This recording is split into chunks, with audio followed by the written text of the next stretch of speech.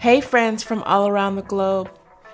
Welcome to Season 1 of Nikki's Noetic Nook. I'm your host, Nikki, an educator, a linguophile, and a global wanderer. Come on in, put on your coziest slippers, grab a glass of water. Let's get into it.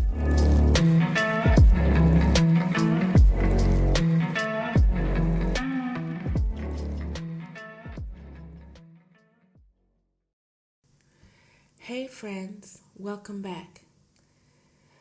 In our book, Matilda by Roald Dahl, the last episode we read the chapter introducing us to Miss Honey. So, our girl Matilda enters school, and it's here that not only do we meet her classroom teacher, Miss Honey, we are briefly introduced or get a feeling for Miss Trunchbull, who is the school's headmistress. We also meet several of Matilda's classmates. We get a little more preview about Matilda's extraordinary intellect when it comes to math and reading and spelling. In our next chapter, chapter 8, we learn more about Miss Trunchbull. Let's get started.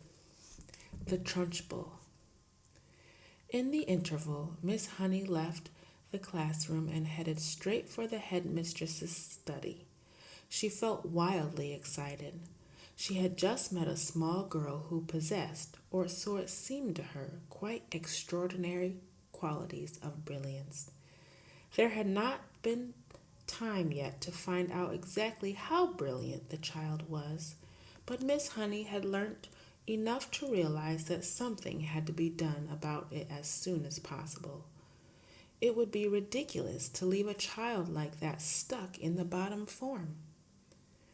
Normally, Miss Honey was terrified of the headmistress and kept well away from her, but at this moment she felt ready to take on anybody. She knocked on the door of the dreaded private study. "Enter!" boomed the deep and dangerous voice of Miss Trunchbull. Miss Honey went in. Now, most head teachers are chosen because they possess a number of fine qualities. They understand children and they have the children's best interest at heart. They are sympathetic. They are fair and they are deeply interested in education. Miss Trunchbull possessed none of these qualities, and how she ever got her present job was a mystery. She was above all a most formidable female. She had once been a famous athlete, and even now she had muscles were still clearly in evidence. You could see them in the bull neck, in the big shoulders, in the thick arms, and in the sinewy wrists, and in the powerful legs. Looking at her, you got the feeling that this was someone who could bend iron bars and tear telephone directories in half. Her face, I'm afraid, was neither a thing of beauty nor a joy forever. She had an obstinate chin, a cruel mouth, and small, arrogant eyes. And as for her clothes, they were, to say the least, extremely odd. She always had on a brown cotton smock which was pinched in around the waist with a wide leather belt. The belt was fastened in front with an enormous silver buckle. The massive thighs which emerged from out of the smock were encased in a pair of extraordinary breeches, bottle green in color and made of coarse twill. These breeches reached to show below the knees, and from there on down she sported green stockings with turnip tops, which displayed her calf muscles to perfection. On her feet she wore flat-heeled brown brogues with leather flaps. She looked, in short, more like a rather eccentric and bloodthirsty follower of the staghounds than the headmistress of a nice school for children. When Miss Honey entered the study, Miss Trunchbull was standing beside her huge desk with a look of scowling impatience on her face. "Yes, Miss Honey. What is it you want? You're looking very flushed and flustered this morning. What's the matter with you? Have those little stinkers been flicking spitballs at you?" "No, Miss Headmistress. Nothing like that." "Well, what is it then? Get on with it. I'm a busy woman." As she spoke, she reached out and poured herself a glass of water from a jug that was always on her desk. "There's a little girl in my class called Matilda Wormwood," Miss Honey began. "That's the daughter of the man who owns Wormwood Motors in the village," Miss Trunchbull barked. She hardly ever spoke in a normal voice. She either barked or shouted. "An excellent person, Wormwood," she went on. I was in there only yesterday. He sold me a car, almost new. Only done 10,000 miles. Previous owner was an old lady who took it out once a year at the most. A terrific bargain. Yes, I like Wormwood. A real pillar of our society. He told me the daughter was a bad lot, though. He said to watch her. He said if anything bad ever happened in the school, it was certain to be his daughter who did it. I haven't met the little brat yet, but she'll know about it when I do. Her father said she's a real wart." "Oh, no, Headmistress, that can't be right," Miss Honey cried. "Oh, yes, Miss Honey, it darn well is right. In fact, now I come to think of it, I'll bet it was she who put that stink bomb under my desk here first thing this morning. This place stank like a sewer. Of course it was her. I shall have her for that. You see if I don't. What's she look like? Nasty little worm. I'll be bound. I have discovered, Miss Honey, during my long career as a teacher that a bad girl is far more dangerous creature than a bad boy. What's more, they're much harder to squash. Squashing a bad girl is like trying to squash a blue bottle. You bang down on it, and the darn thing isn't there. Nasty, dirty things, little girls are. Glad I was never one." "Oh, but you must have been a little girl once, Headmistress. Surely you were." "Not for long, anyway," Miss Trunchbull barked, grinning. "I became a woman very quickly." "She's completely off her rocker," Miss Honey told herself. "She's barmy as a bedbug." Miss Honey stood resolutely before the headmistress. For once she was not going to be browbeaten. "I must tell you, Headmistress," she said, "that you are completely mistaken about Matilda putting a stink bomb under your desk." "I am never mistaken, Miss Honey." "But, Miss Headmistress, the child only arrived in school this morning and came straight to the classroom." "Don't argue with me, for heaven's sake, woman. This little brute Matilda, or whatever her name, has stink-bombed my study. There's no doubt about it. Thank you for suggesting it."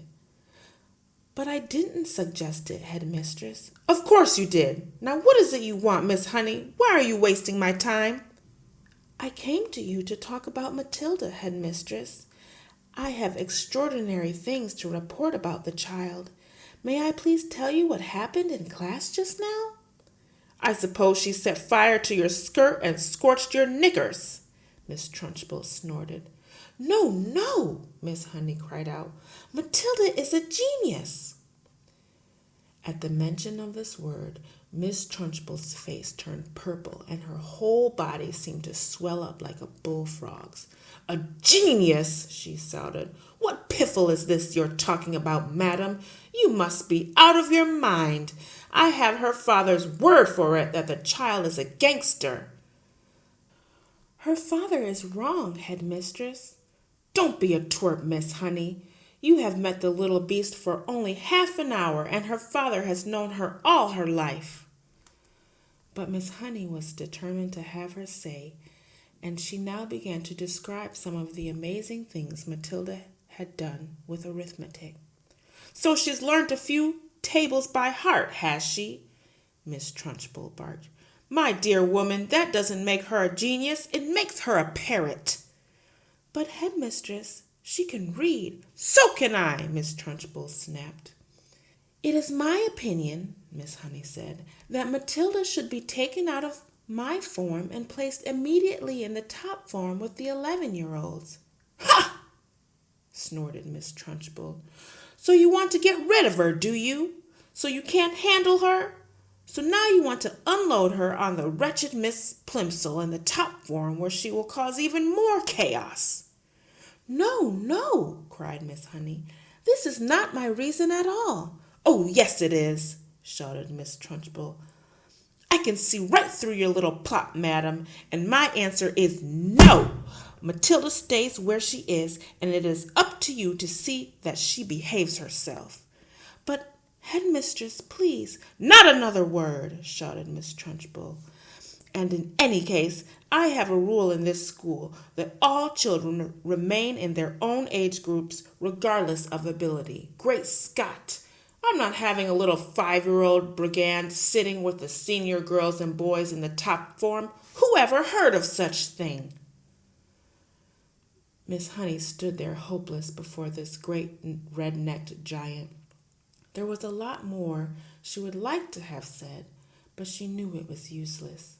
She said softly, Very well, then. It's up to you, headmistress. You're darn right it's up to me, Miss Trunchbull bellowed. And don't forget, madam, that we are dealing here with a little viper who put a stink bomb under my desk. She did not do that, headmistress. Of course she did it, Miss Trunchbull boomed. And I'll tell you what, I wish to heavens I was still allowed to use the birchen belt as I did in the good old days. I'd have roasted Matilda's bottom for her so she couldn't sit down for a month.